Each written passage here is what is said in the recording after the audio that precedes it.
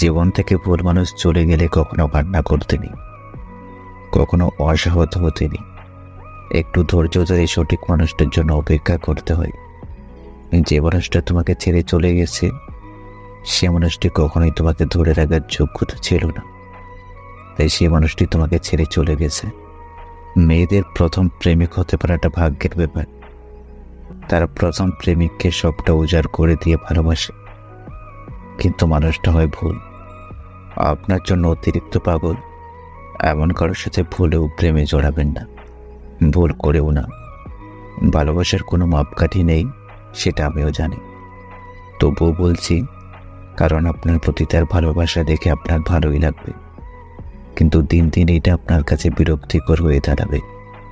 সে আপনাকে আপনার মতো করে টাইম দিতে চাইবে না, সব সময় তার আপনাকে লাগবেই। তখন আপনি নিজেই বলবেন, এর মাথায় সমস্যা আছে। মনে রাখবেন, অতিরিক্ত কোনো কিছুই ভালো না।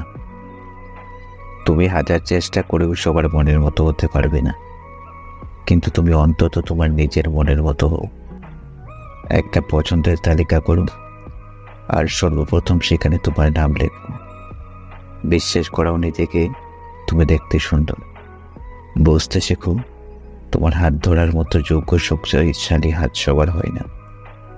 তোমার বিশ্বাস করে ঠকেছ, কষ্ট পেও না, বরং গর্ব করো যে তুমি কাউকে ঠকাওনি। এমন মানুষ কোথায় পাবে বলো, যে তোমার ভালোর জন্য তোমার থেকে দূরে থাকে, আবার সে দূর থেকেই তোমাকে ভালোবাসে। সব মেয়েরা দামি গিফটের জন্য ভালোবাসে না। কিছু কিছু মেয়ে আছে যারা শুধু তাদের প্রিয় মানুষটির থেকে সময় আর গুরুত্ব পেলে হাসি খুশি থাকে। শারীরিক সম্পর্ক জিনিসটা ভীষণ কমন, কিন্তু বুকের মধ্যে মাথাটা চেপে ধরে মাথায় হাত বুলানোটা একদমই কমন নয়। তার জন্য অনেক ভালোবাসা থাকা প্রয়োজন।